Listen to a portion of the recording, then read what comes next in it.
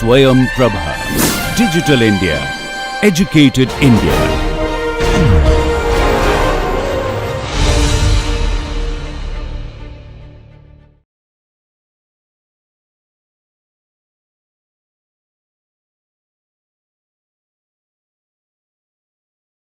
On data, and then when I went online to get new data, this is what I found. In the summer months, right? Yellow is 2023, red is 24 this year. We have, and the range is given in the white bar. On an average, we've had hotter summers this year as compared to last year. This year has turned out to be one of the hottest years ever. Right? If you think of the effects what we have, this is year after year. This is from, one sec, sorry about that. This is from NASA. So these are all the years plotted up, one after the other, as an animation. That's starting from 1930s onwards.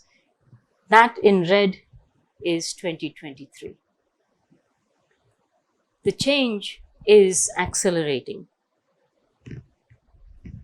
2024 looks to follow that, but most probably it will surpass that. And the troubling part really is that they are significantly above everything that we have measured. And that's the part which is really alarming, because we don't know why the system is accelerating. That's the part where climate scientists, I am not a climate scientist. I look at the data and I look at that and say, okay, this is interesting. This is how it will guide what my research will be. But there are people who study this for a living. They collect data, they analyze these data, they put these things together. And what has been puzzling is, in the last 2 years, the system seems to be getting hotter faster against everything that we had imagined it will do. Okay. So this is what it is today. And the temperature, this thing starts from, I think it was in the previous animation, the GIF was from 1932 onwards. That's when they started making these. Not only in the summer months, but every month has come up a little higher. Okay, so if we are studying this system, here's what we look at. It's, at the end of the day, it is basically counting up what radiation we get. The major source of energy for us is the sun. So the heat that we have, heat that we get is from the sun. We get the sun rays coming in. We have some amount of radiation that is absorbed. Some of it is reflected. So we do basic mass balance, pretty much a mass balance of incoming versus outgoing radiation. So if you look at that system together, that's really what we're looking at. We have incoming sun rays. We have cloud cover, so some of it gets reflected back, doesn't make it to the earth. Whatever does come back down to the earth is measured in the numbers. These are numbers,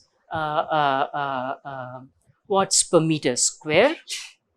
And in parentheses here are the uncertainties in the numbers. These are huge numbers, right? So we're looking at these numbers. It gets absorbed in the surface of the earth, and the earth then radiates heat back out. And that's what we are trying to balance.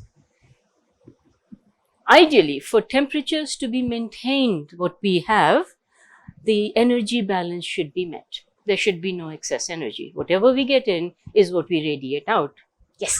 How do we exactly know that 340 is coming in? Yes, Yes, so that's it's an excellent point. We have satellite measurements. We have measurements that we do at various levels in the Earth to measure these things, and these are carefully measured numbers with large uncertainties. So that is there as well, and the uncertainties are in the measurements, in cloud cover. Clouds are by far the most difficult ones because they are transient. You don't know how much you have, so cloud cover is what will give you what's reflected out, in addition to every other reflection. So that's something that we cannot control. We can control, not control, we can measure what we're getting from the sun through radiation measurements. When we do all of that, we see that there is a slight imbalance, 0.6. Now, you might say, look at the uncertainties in the numbers. That is pretty much lost in the equation, but yet there is a slight imbalance. That little imbalance, that small imbalance, is what's giving us the increase in temperature. So ultimately, if we are trying to game the system, then we want to be tweaking this here.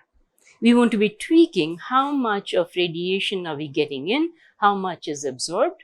So land cover, for example, if we plant things with very high absorptive power capacity, we will have more absorption of heat, not so much, a lot of it will be trapped. If we have some things that has very high albedo, we will radiate everything back out, so we will not trap much heat here. If we increase cloud cover, for example, we seed the clouds, so we have more of a cloud cover, we will have less coming down because most of it is being reflected. Those are some of the geoengineering proposals out there trying to do that. China has tried one of these systems or is planning to try. Forget, I didn't keep track of them, but there is a plan to seed and create clouds so that you get condensation points. You put nanoparticles out in the atmosphere, they form condensation points, and so you get a cloud cover that increases the amount of reflected sun rays. So it doesn't even make it to the Earth, right? So those are some of the things that we do. But ultimately, we're looking at the system here. Ultimately, we're trying to map this one here with what heat is radiated out and how much of an imbalance we have. Remember, it cannot be very much in imbalance because otherwise the temperatures would rise too much or will decrease too much. If we didn't have any clouds, we would absorb all of the heat and this would be a much higher temperature on Earth. Right? So when we look at these systems, we try and balance the budget. We try and look at the amount of solar intensity. This is well known. This is well measured. These are fairly constant numbers, and they're not going to change very much soon. Sun is not going to change in a short period of time. This part will change. And that depends not only on the cloud cover, it depends on volcanic eruptions, it depends on what we are doing to the greenhouse gas emissions. It will depend on cloud particles or nucleation of condensation that would give you clouds. So you have certain amount of clouds, and now we look at the effects and we call them forcings. You have positive and negative forcings. Forcings are something that that impinge on the system, that work on top of the system.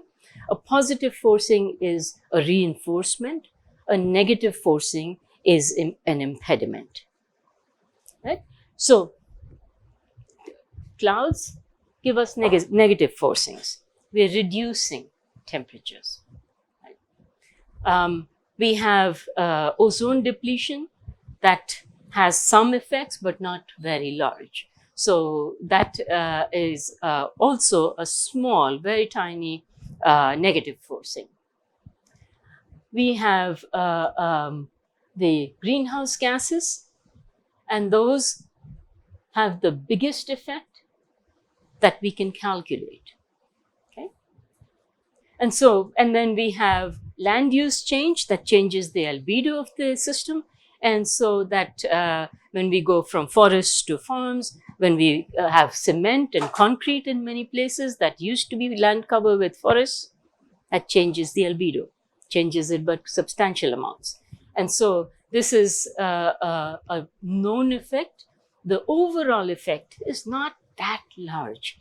It still counts up. So when we are looking at the changes, we want to be able to balance the system. It's pretty much what energy we're getting in is the energy that we're looking at going out. And so we look at all of the natural and forced variability of the system. What is a natural system? What's forced? All of the greenhouse gas effects are forced. All of volcanic activities, whatever happens due to forces within the earth, is a natural system. It is there. It will be there. It has been there. Something we cannot control. We can try and tweak it, which we try and do. A lot of times we will try and do that. But for the most part, we can measure and we can identify, oh yeah, this was a major eruption in Iceland, the volcano which no one can pronounce, about 7-8 years ago, or the major eruption in Krakatoa. All of those we can trace for their cooling effect, because you had suddenly a large amount of volcanic ash in the atmosphere that gave it a blanket effect. So we didn't get enough sun rays coming in, which gave us a cooling effect. And you can track that. So it's fascinating to be able to do that. You have Alkishon, you have Pinatubo. All of these are trackable events on the global average surface temperatures or the average surface temperature anomalies. Because if it has a cooling effect, these are negative forcings, and we see them on the gust, right? So the part where we try and make sense of is where we have a mixed signal, where we have signals that are coming from human-induced activities and the natural system, the natural variability imprinted on top of it. As you might know from working with multiple signals, multiple inputs, trying to piece out and ascribe contributions from various systems onto a measured anomaly becomes very hard. And so the argument sometimes in looking at climate data comes in because of the way we interpret, the way we assess the changes that we are measuring. The measurements are real, we have those. It's the reason for those changes where we have a difference in opinion many times. Not just a difference in opinion, but a large difference in the way we think about these data.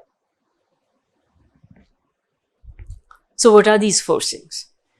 And you will hear these. If you look at the climate data, if you study the Intergovernmental Panel on Climate Change, IPCC, or Conference of Parties, COP, COP29, which is happening now, where people are discussing that. Those are all United Nations bodies that have gotten together to say, there is a problem, we need to study that. The IPCC panel brings out assessment reports. This happens every few years, where a lot of scientists get together.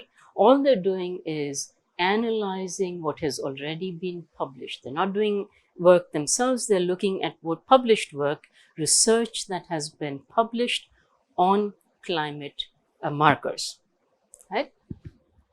In that, when you're reading those, you will look at forcings. What are changes that are happening to the climate system? And so when we look at positive forcings, those are the ones that will give us it will give us a warming effect. And so, sun can always get warmer, but it's not going to happen. So this one we can rule out. We can emit more greenhouse gases that will give us a positive forcing. That means less energy will escape because we are trapping it in the greenhouse gases. So, and that is happening, and we can measure this.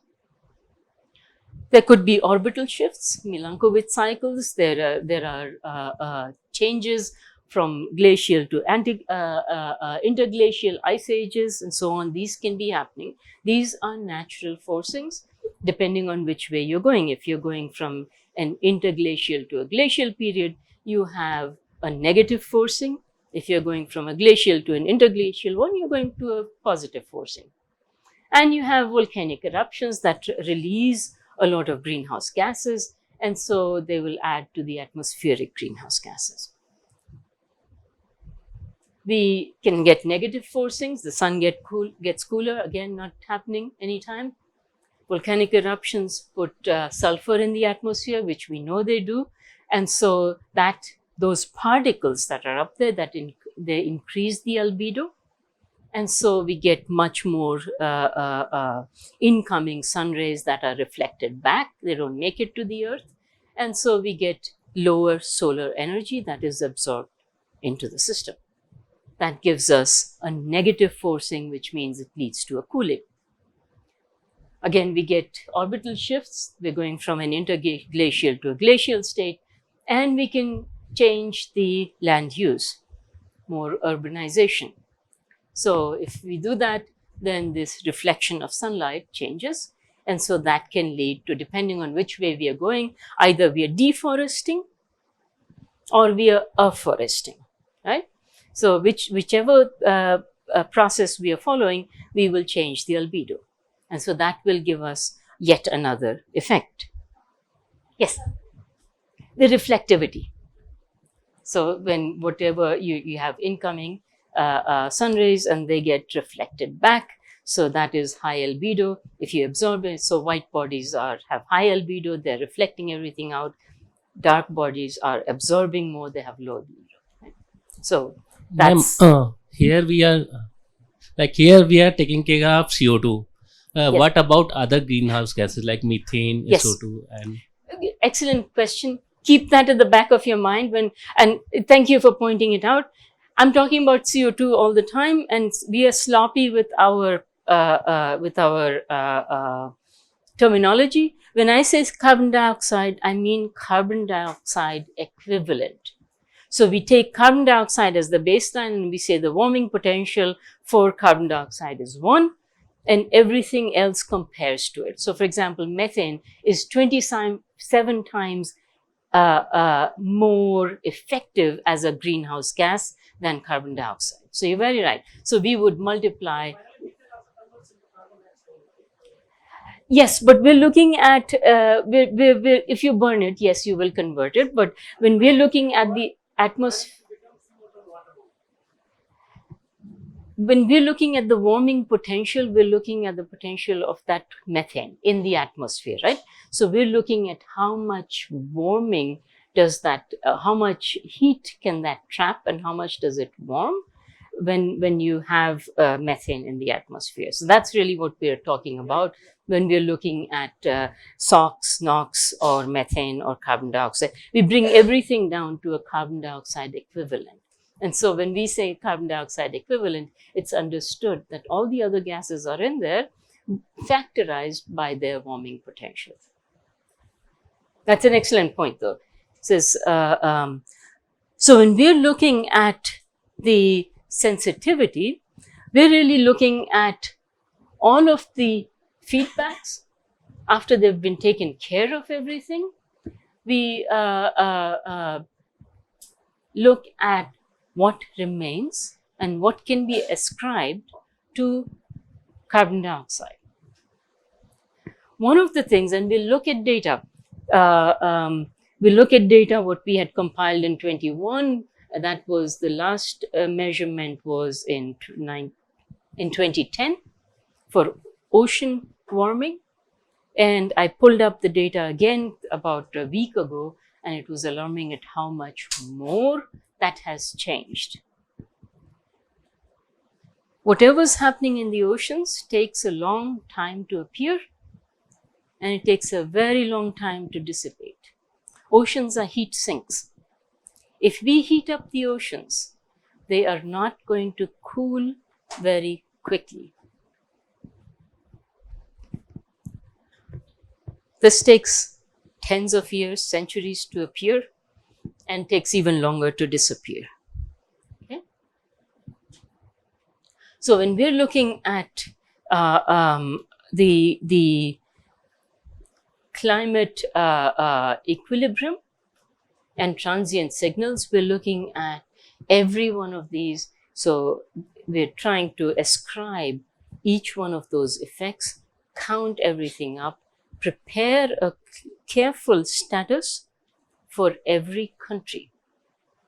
That's really what we are looking at. And I have a number of links for you to pursue if you wanted to study the status of every country on where they are, on their warming potential, on their land use, on their energy use, and on their greenhouse gases, both mitigation as well as generation. It will be really useful if you wanted to pursue that.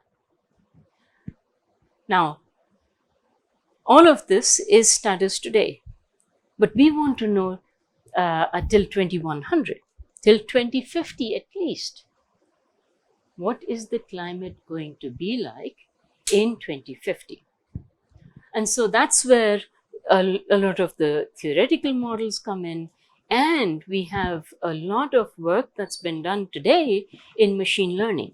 People are looking at data, compiling. We have a lot of data, and we know what to ascribe them to, so we can take care of all of the transient signals.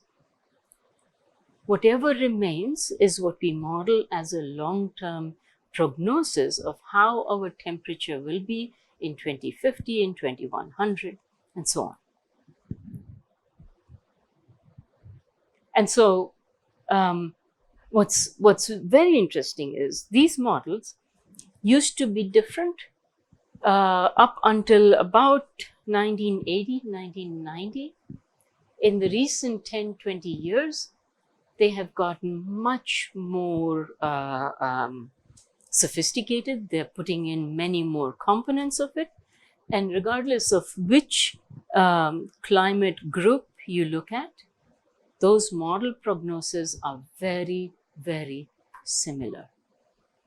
And so it gives us more confidence. Maybe the data, the prognosis, the predictions are not that great, but we have more confidence in those predictions.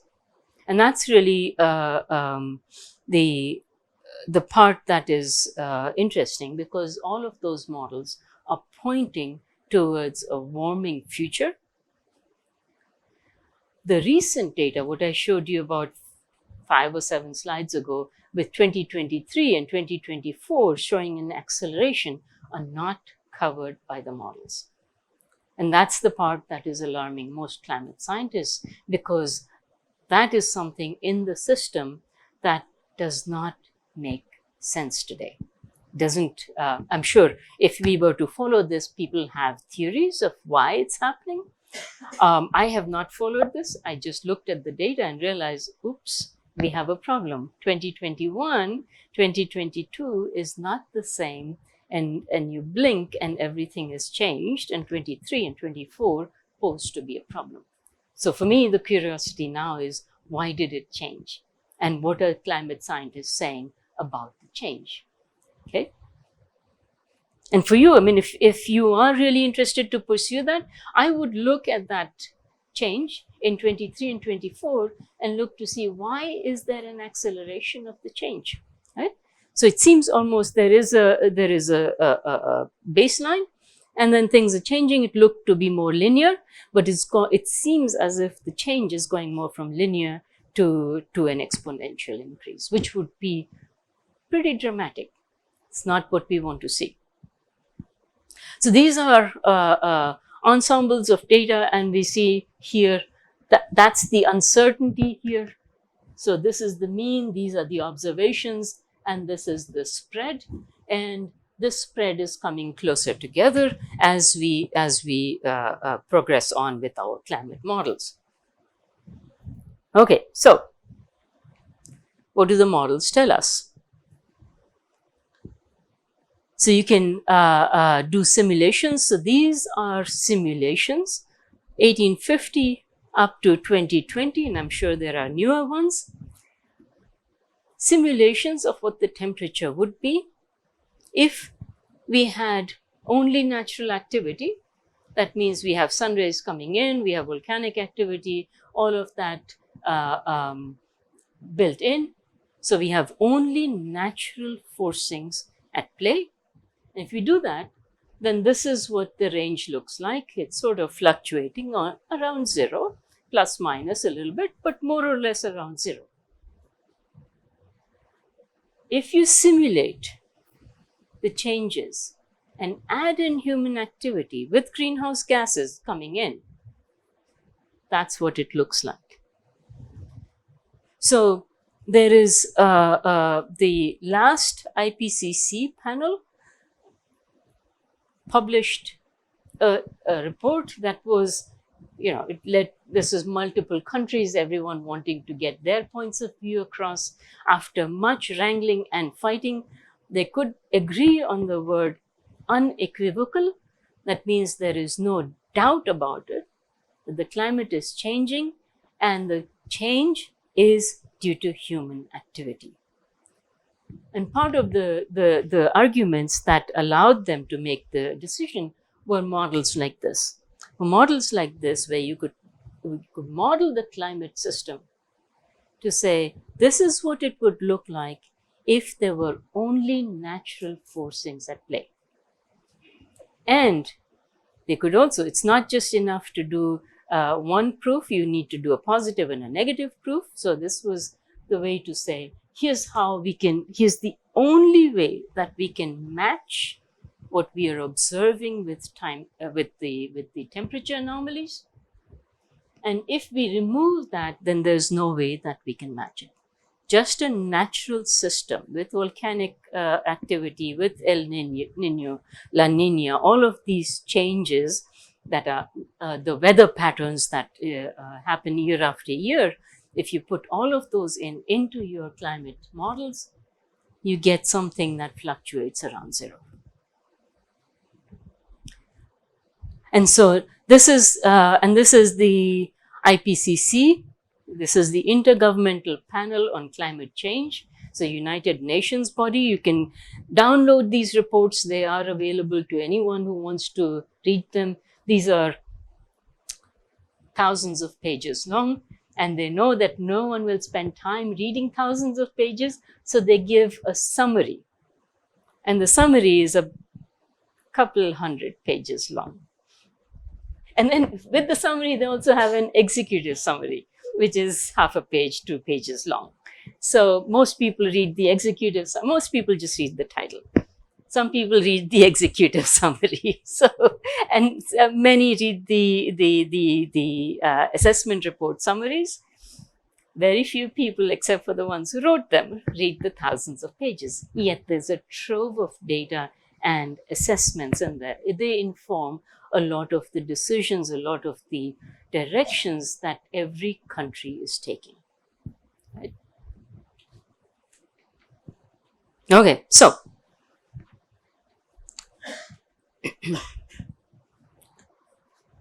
now we look at the IPCC assessments and the models that they're creating, because remember, we're trying to work our way through to say, how do we get to these emissions control, right? We're looking at climate data. So we need to come to a conclusion on how are we going to control it. But before we can control it, we need to understand what are the interrelations, what's the cause and the effect. So when we look at these are models, these are different scenarios that give us the amount of emissions control that we need to put in place to have a certain temperature target. So these are different models.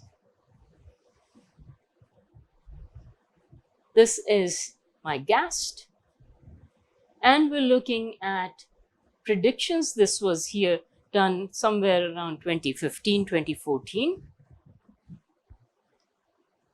And the models here are predicting going forward how much of a change should we expect given the amount of emissions control that we will put in place. And we will look at this in more detail. If you don't do anything, if you only do your nationally declared contributions, if you do a more aggressive updated contributions, if you do capture, and if you try and do a much more aggressive capture and an energy transition. So these are the types of things that we need to do to be able to. Each one of these models has implications of what we have to do to be able to control the temperature so that we reach 5 degrees above GAST, right? Average temperature doesn't mean it is going to be 5 degrees everywhere. This is the average change. In some places it could be less, in some places it could be much more. And if you're interested, there are maps that are created on where temperature, let's say today we are at, we had the data from earlier, we are at 1.2 degrees above. The anomaly is 1.2 degrees above pre-industrial times. There are maps in the IPCC that are really interesting, global countries, continents, and the oceans that show where did we go above that 1.2 degrees centigrade, where were we below. And the alarming thing is usually those temperatures are changing a lot more on the permafrost. So I'm sure you've been reading about glaciers that are melting, that are not staying there. The ice sheets that are carving off from Antarctic, right? And there are these, what people are now seeing are below the permafrost, there is a water layer which is lubricating those sheets to flow faster into the ocean and break away. So we have much more breakage of that permafrost that is really causing alarming challenges. These are some of the models that allow us to predict cause and effect. Or say, if we are going to change, if we don't do anything, this is what will happen. If we change something, here's what will happen, and so on. So that we can design our strategy, the national strategy, based on what we are willing to do. And in a way, it's not just national strategy, right? It has to be a global strategy. Because it doesn't matter if you don't emit and I'm emitting happily. There is no such thing as this is the Indian atmosphere and this is the Australian atmosphere. It is one atmosphere.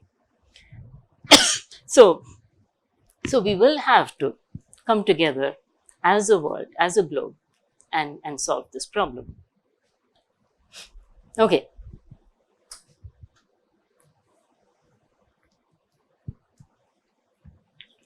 I think we went over this, right? How do you construct the anomaly?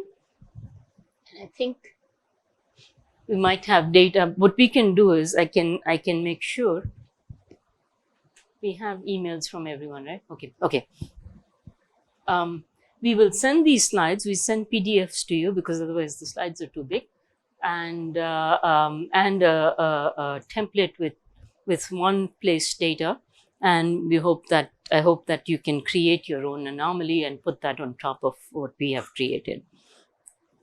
So that's pretty much in words what we just talked about. In this one is a very interesting.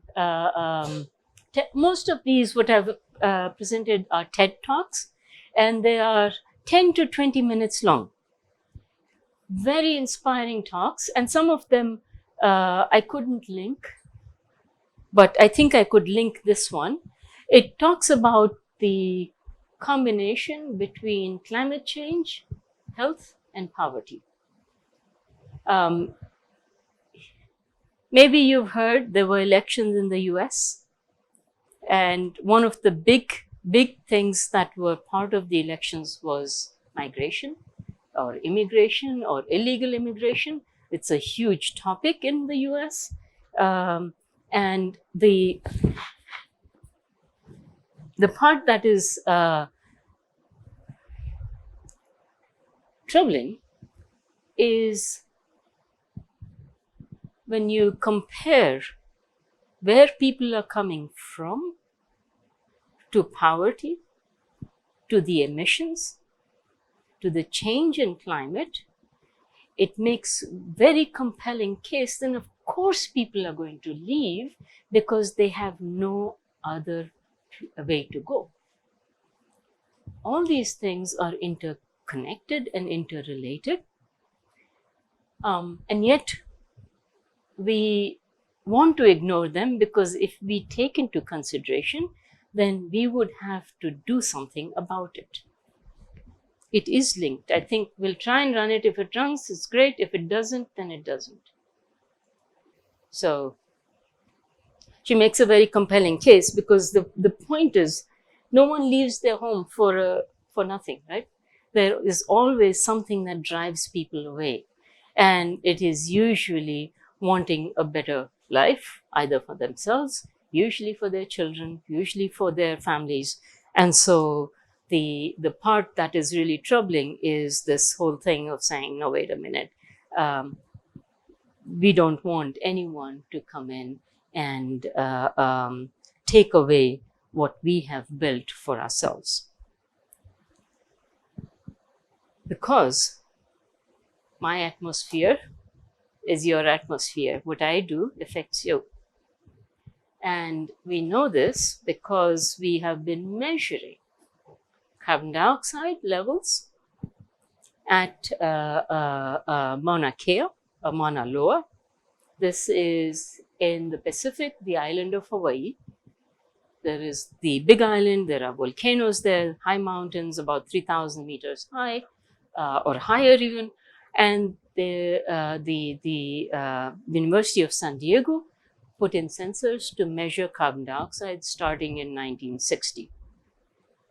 And initially that was meant to measure the emanations from the volcanoes. It was just for volcanic activity. What transpired with that was there were all of these fluctuations, but it became a very nice climate tracker. I have a student from Kenya, and she was looking at these data, and she said, well, that explains it. And she has a very nice talk on it. It is on YouTube. I'll most probably will see it at some point, and I'll share the link with you. But the point that she's making is that it doesn't matter. This is in the middle of Pacific. There is no industry here. There's nothing. And yet, every year, the levels of carbon dioxide have increased since we started measuring. And so Chuck and I, we just did this, excuse me, we did this exercise. We said, well, can we overlay one graph on top of the other? So we adjusted the scales a little bit. This is the GAST, what we created. And by modifying the scales a little bit, we could overlay one on top of the other. Changes in levels of carbon dioxide in the middle of the Pacific. It's pretty much in the middle of the Pacific with no major industries around it. At an elevation of 3,500 meters. And so we are looking at a change that is happening on the levels of what we have not observed before. So I took that and I said, okay, what does it look like today?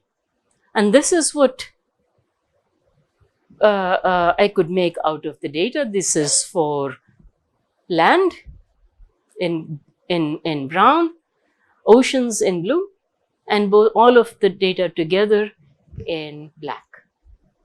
And these are now happening all the way up to 2024.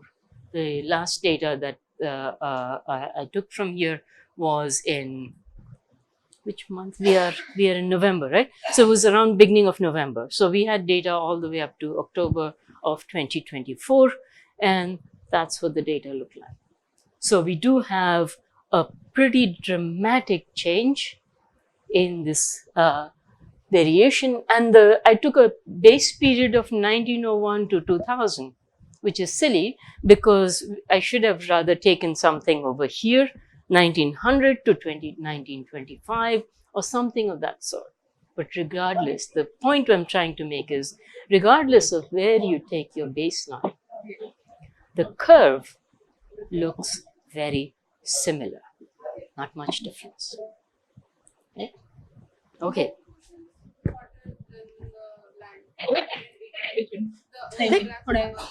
So about out here, we don't have very reliable data for the oceans, right? So because the sensors were not there, we started measuring and getting much more reliable data here. So there is this whole system from UCSD where they have these buoys and they sink up and down and they measure the Argos. They measure temperature at different levels, and after some time they float around. After some time they come back up and they transmit the geographic and temperature data and other data, whatever they're measuring. And so we have much more reliable data now, and you see that they track. The reason they're not tracking each other exactly is because oceans take time. So it's a time delayed signal. So you don't measure that much here, but this will come at some point, will start showing you the change. And that's why we are always afraid of this curve being being sensitive, right? When we see temperature change over here, we know we are in trouble because what is gone into this heat sink will take a long time to come out. And so that's the challenge that we're looking at. There's a time delay because it takes us a while for the oceans to catch up. And also it depends, I think what this is an average of ocean temperature. You have ranges, right? The shallow up to 700 meters is warmer, and then you have different stratification of temperatures in the oceans. So that makes a slight difference as well.